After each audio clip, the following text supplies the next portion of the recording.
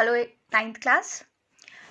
आज हम डिस्कस करेंगे फैक्टर्स अफेक्टिंग इवेपोरेशन की इवेपोरेशन को कौन कौन से फैक्टर्स जो है वो इफेक्ट करते हैं। The first factor is surface area.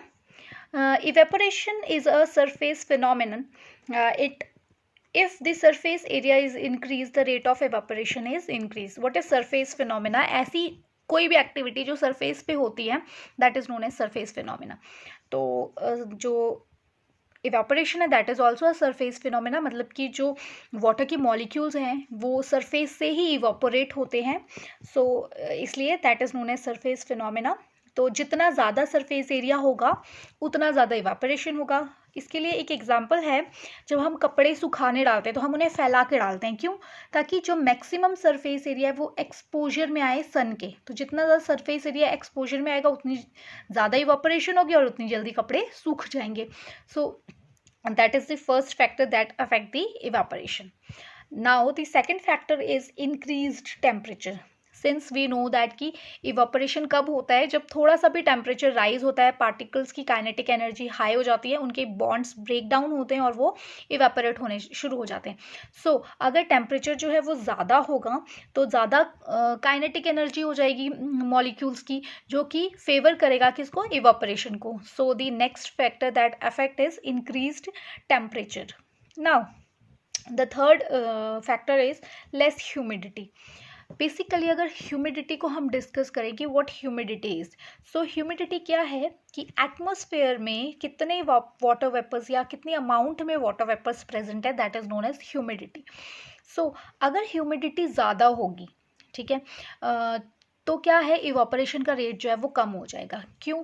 क्योंकि ऑलरेडी जो है एटमॉस्फेयर में वाटर वेपर की कंसंट्रेशन जो है वो इतनी ज़्यादा है, तो जो अदर वाटर वेपर्स हैं या अदर जो लिक्विड है that will not easily get converted into water vapours, क्योंकि टेम्परेचर लो होगा। ह्यूमिडिटी कब ज़्यादा होती है? जब टेम्परेचर लो होता है। तो अगर टेम्परेचर लो होगा और ह्यूमिडिटी ज़्यादा होगी तो इवापोरेशन जो है वो फेवर नहीं करेगी। ह्यूमिडिटी जितनी कम होगी, एटमॉस्फेयर में वाटर वेपर की कंसंट्रेशन जितनी कम होगी उतना ज़्यादा जो है इवापोरेशन होगा। The next factor that affects evaporation is increased wind speed. ये चीज़ हम जानते हैं कि जब आप लोगों को ये चीज़ पता होगी, जब हवा चलती है तो हम अपने कपड़े सुखाने डाल देते हैं। क्यों? क्योंकि जो है विंड स्पीड जो है that is very effective method for the evaporation. With the increase of wind speed, the particles of water vapors move away with the wind, decreasing the amount of water vapors in the surrounding. तो जिसकी वजह से जो है evaporation increase हो जाती है। जैसे कि अगर हवा चल रही होगी तो जितनी भी ह्यूमिडिटी होगी एयर में या फिर एटमॉस्फेयर में, जो वाटर वेपर्स है विंड उन्हें अपने साथ ले जाएगी। तो क्या होगा, वहाँ पे टेम्परेचर जो है वो मेंटेन हो जाएगा और जो ह्यूमिडिटी है वो कम हो जाएगी। तो जब ह्यूमिडिटी कम हो जाएगी तो जो है इवापोरेशन की प्रोसेस वो फास्टन अप हो जाएगी। these are the factors that affects the evaporation. Now ये चीज़ हमें पता है कि जब भी evaporation होती है तो that causes cooling. तो वो cooling क्यों cause होती है हम उसके बारे में डिस्कस करेंगे। During evaporation the liquid keeps on evaporating and the particles of liquid absorb energy from the surrounding to regain the energy lost during the evaporation.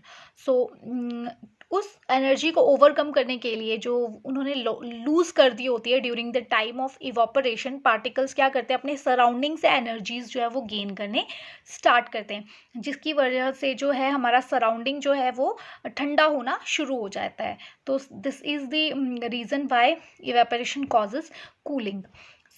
This is all about the chapter. Now the questions are: explain the factors, explain any two factor that affects evaporation, how evaporation causes cooling. Thank you.